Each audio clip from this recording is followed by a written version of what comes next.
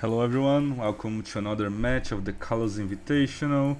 If you don't recognize the voice, I am Dekzeh. To introduce myself, I was once a good Pokemon player, I guess. I've played in previous iteration of this tournament. This year though, my only participation will be as a part of the narration team, so I'll be narrating a couple of games per week. Today we have Mael against Zokuru. Both are good friends of mine, I've known them for years, I've teammated with both. This is for the Aqua bracket of the play-ins. They are just talented players. Either could go to the main event if I'm honest here. They have been around forever, they both have participated in multiple SPLs, multiple World Cup of Pokemons, shown like decent results across generations, tiers, and yeah, as far as I know, should be a great match. Don't think they have ever played each other in ADVOU. Anyway, let's just get into the match here. So, Mael leads with Breloom, Zokuru with Salamence. I meant to pause there turn 1 to analyze that. We already see this one there. But anyways, what this tells me from Mael's side is that he kinda prepped for Zokuru's custom, usual bulky stuff, Tyranitar lead, Milodol in the back, because Breloom is only really good against Tyranitar of all the common leads, and it's really good against Zokuru's Milodol defensive builds, right? So I think that's what Mael was going for with the Breloom lead there. Zokuru though has a Salamence, which matches up really well against any sort of Breloom, has a really good matchup, and as far as turn 1 plays there, if I'm on Zokuru's side, I'm switching out. Even though I have a great matchup, I don't want to reveal what Salamence set I have. I would be expecting either a Bulky Water, a Zapdos, maybe a Tyranitar. I would be going into something with spikes. I imagine Zokuru has spikes with Salamence. As a lead, it's not usually a Dragon Dancer as a lead, and both Choice Band and Mix Salamence really appreciate spikes. I would be trying to get down spikes as fast as possible, so I would be switching into, like, just double switching into my spiker here, because there's no way Breloom stays in, and if you get the right Pokemon, you get an amazing advantage. Just goes for the Dragon Claw though, which is fine, does some damage to Swampert. Jirachi is switching in on Swampert, that tells me it's a bulky Jirachi. Protect, Toxic probably, then he uses Fire Punch. Let's move either Wish or Body Slam, maybe Psychic. Houndoom on a Toxic. Houndoom is a cool pick. Houndoom getting Toxic not so great though. Jirachi Protect on the Willows. The Houndoom is on a timer. And Zokuru reveals the Blissey in the bag, so that Houndoom is not looking that great here. It's a cool pick, it goes really well with Breloom. Pursuit supports really appreciate that. Wow, Houndoom stays in to get the double Willows, that's so good. Mael getting valued of the Toxic Houndoom that's not supposed to do much in this battle, because there's a Blissey, right? I guess Zokuru tried to get an aggressive double. Really nice read by Mael there. Like I said, this Houndoom is on a timer, it's not lasting long, but it already got huge value here. A Burn Aerodactyl is close to useless. I imagine Mael switches out here into a Fortress, and that's really funny, because looking at those teams, I'm really expecting to see a Fortress on Zokuru's side. Like I was saying from turn 1, Salamence, Mix Salamence really appreciates spikes, Aerodactyl loves spikes, Toxic Protect Jirachi, Blissey, bulky Pokemon. Zokuru team definitely has spikes. Now, it's not a Skarmory, it could be either Fortress or Cloyster. I'm leaning towards Fortress, but here we have Mael's Fortress instead. It's gonna get one layer here. Salamence is back. Salamence could be a threat to Mael's team from what we have seen. Reveals the Blissey on a Dragon Claw. That's a great answer. I was gonna say that Zokuru was gonna go back to Jirachi here, because Jirachi looks very annoying with the Houndoom this weekend, but I guess they really respect the possibility of a Thunder Wave Blissey, so you wouldn't want your Jirachi to get paralyzed. So Blissey is a cool mid-ground, you get to scout Mael's Blissey. And Mael goes into Houndoom on a Toxic, I guess to pivot on the Toxic, but he still gotta switch out here again, right? He reveals Rest. I'm sorry, what?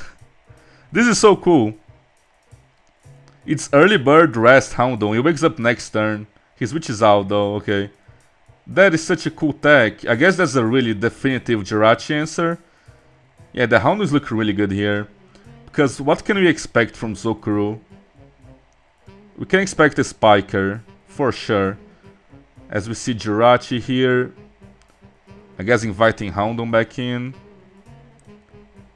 Yeah, he reveals Fortress as I expected, and Mael goes to Houndon. Wow, okay, let me pause here.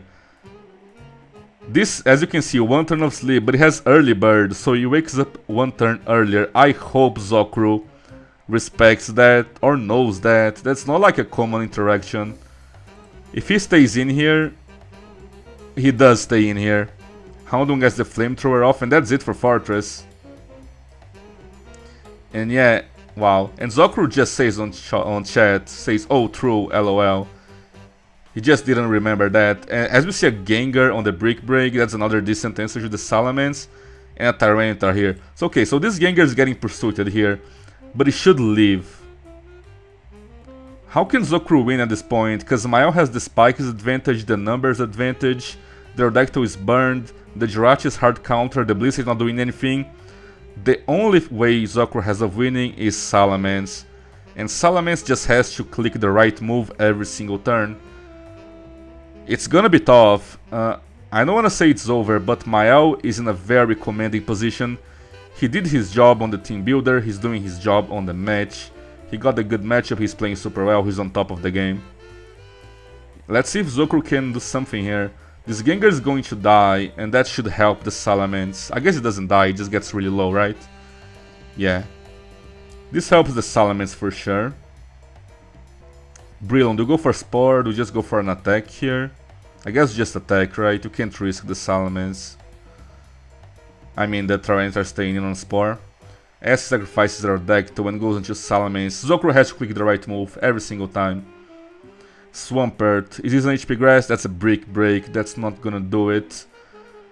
They both have to acknowledge HP Grass here, as Zokuru switches out. And Mael stays in, that's the weirdest part for me. Zokuru switching out indicates to me that Salamence does not have HP Grass. Which makes this even harder for Zokuru to even come back. But I mean, I've seen weirdest comebacks than this. But Swampert staying in here is so greedy by Mael. I'm not sure if I can agree with that, but it works out, I guess. Yeah, the Salamence probably doesn't have HP Grass. So Fortress on Blissey. Just getting spikes down, I imagine. Zap Cannon, trying to catch the Salamence. So Mael recognizes that Salamence is the only threat to his team. Tries to catch him with the Zap Cannon. But yeah, just setting up spikes should get him the win. I don't think he has to make any wild calls like that. Blissey on Tyranitar, that's perfect. Zokuru gets the Gengar on a Roar. This is good because the Gengar dies here. And yeah, like I said, Salamence threatening. Zokuru is still in a terrible positioning, but there's a way out, and that is Salamence. Goes Blissey on the Burnt Tyranitar just to heal up, gets roared. Into Breloom. I mean, Zokuru doesn't mind if Breloom kills here, right? As Mael makes a good play. This is a play that a lot of new players wouldn't make. If Mael kills with Breloom, like you have a Breloom against a weakened Tyranitar, Breloom is faster. You could just take the kill. But that invites Salamence in for free. And Salamence is the only way that Zokuru can break through Mael's team. And by going Blissey, you avoid that threat completely. Because now Blissey kills with Tyranitar. Salamence cannot come in. You are in a much better position. The Tyranitar is faster, you should get one hit off. As it revealed counter the final turn, that was funny. Yeah, it's looking really grim for Zokuru right now, right? What can he do? Because Mael can even sacrifice stuff and be fine. Houndon on Jirachi here, he needs to get the Salamence in on the rest turn. It's not pretty. Let's go Salamence here. Goes Blissey on the Flamethrower, okay. I guess this is a turn Houndon has. let's be honest, I don't think Zokuru's coming back from this. I don't think Zokuru's coming back from this. Gets Salamence on the rest turn, he gets one hit off here.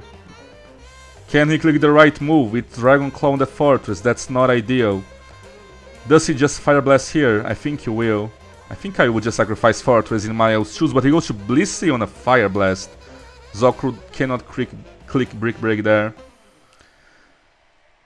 And Blissey switches out into Brilliant. Why is Mael making those plays? He has the game really safe. I don't get that switch at all. You don't need to be making those plays on Mael's side. Zokuru is the one that needs to be making plays. He's letting the Salamence get into the game. Like a crit here and Salamence is in the game, right?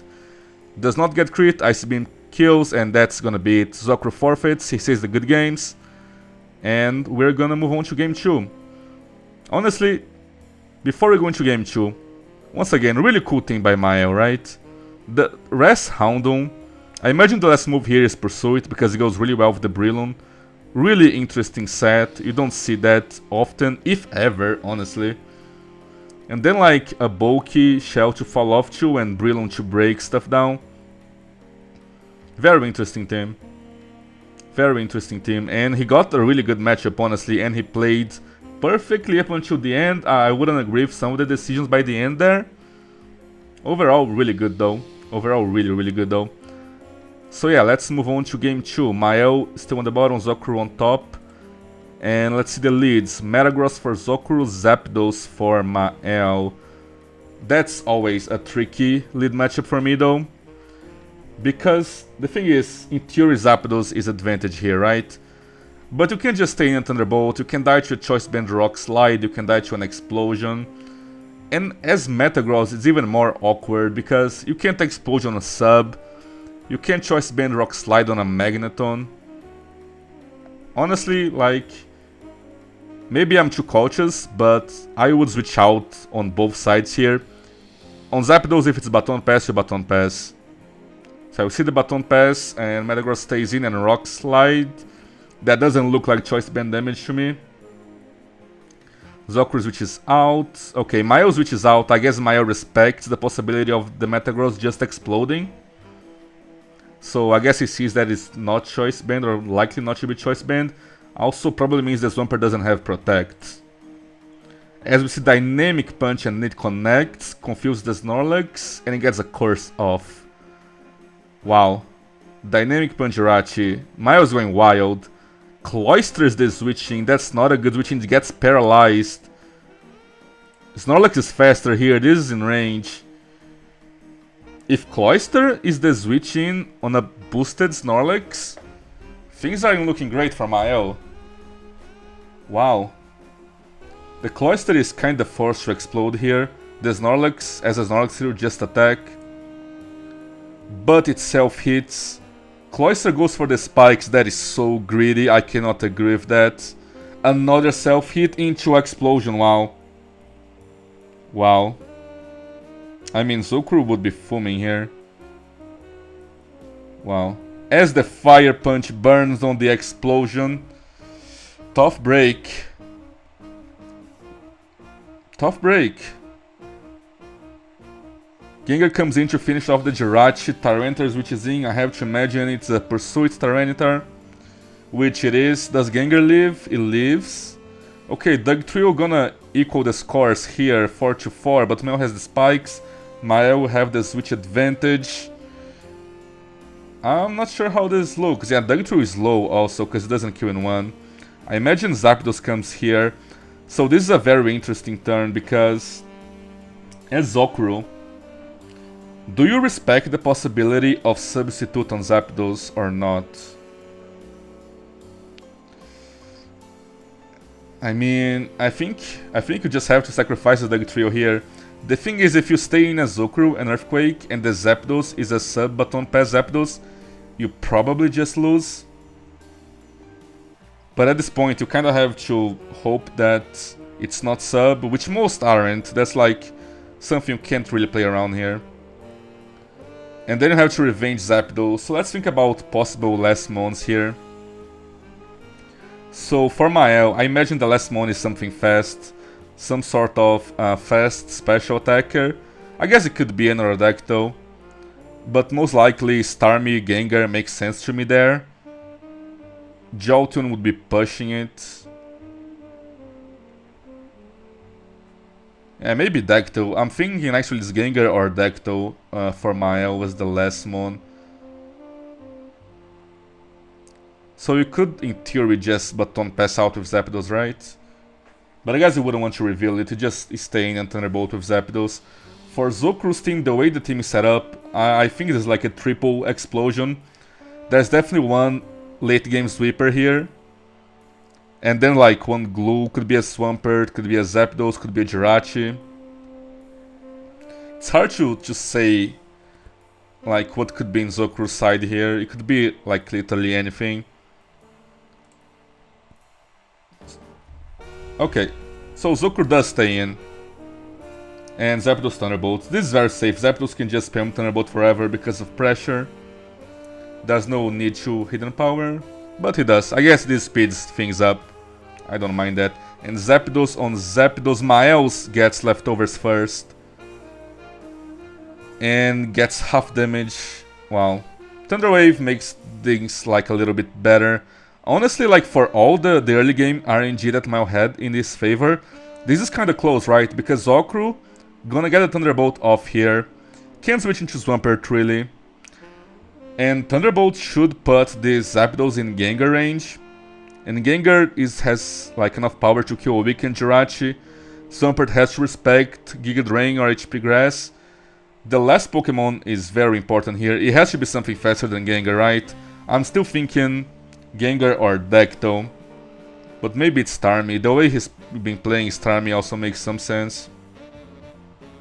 And from Zokuru, it's like a late game sweeper. It's really hard to pinpoint what it is. Could be even a Starmie. So yeah, gets a Thunderbolt off, breaks through the para, kills his own Zapdos. I imagine Gengar revenges here. Because Zokuru wants to see Mael's last, right? Which has to be revealed here. Ends his own Gengar. And once again, Mael has the faster Pokemon on the mirror.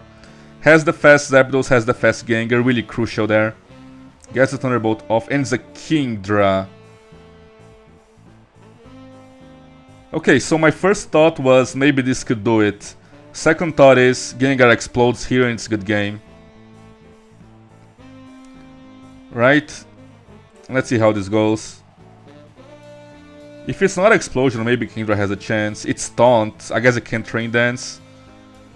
Okay, so I imagine Gengar gets Thunderbolt damage here, and Thunderbolt Gengar plus, I imagine Psychic Jirachi plus Swampert's Earthquake.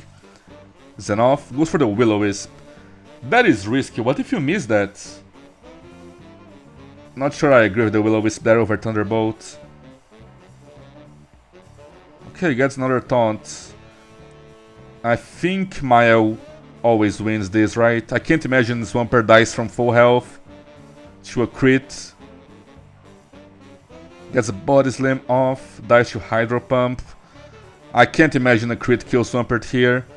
There's no way, Swampert always lives this. But, oh, goes for the Ice Beam. Does it freeze? It does not, and Swampert finishes it off. Ended up being a really close game for all the luck Mael had early on. Honestly, just imagine how much work that Snorlax would have put in. Because, like, first thing, Mael won the coin flip to hit a Dynamic Punch, right? And after that, he got 2 self-hits on Confusion. Tough breaks, but such is life in this tournament. Zokuru going home, Mael moves on. And this is it for this video. I'll see you guys next time.